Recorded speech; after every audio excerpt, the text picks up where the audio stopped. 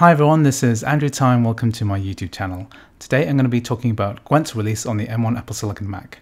So today we got this press release about the macOS release of the Gwent Witcher game. So this is the free-to-play card game that's been released by the makers of Cyberpunk 2077 and also the Witcher 3, and also the company responsible for the GOG storefront.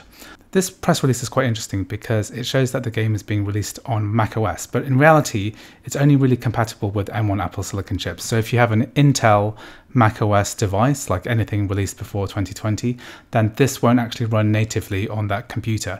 It's really only for the M1 Apple Silicon Macs. And this particular version is completely cross-play compatible with all the other versions of the game. So that includes the desktop PC x86 version and also the mobile iOS and Android versions of the game.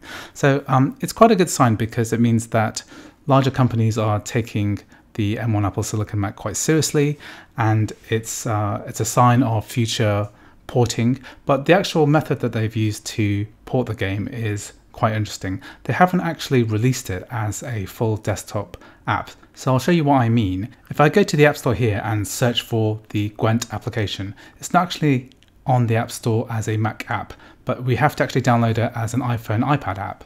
So if I open the app now, I can actually play the game. If we look at the actual Gwent information here, then it's actually showing as an Apple Silicon application. So it's basically an iOS or iPad app. And what's quite interesting is that if I maximize this window, it goes into the full proper aspect ratio. So I've got this running on a 1080p monitor, so it's at 16:9. So this is basically the iPhone resolution, but it's scaled, all the assets are scaled correctly.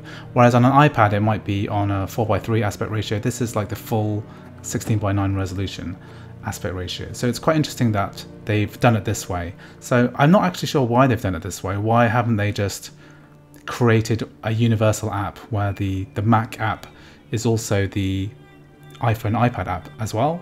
But they've done it the other way around. So this is like a slightly harder way to find the application if we were going to the App Store. I'm sure that some people might actually find it difficult because if you type Gwent here, you have to actually do an extra step to get to the iPhone, iPad app. And then, you know, when we're actually on the desktop, we have full kind of mouse control of the game. We can't actually tell that it's an iPhone, iPad app at all.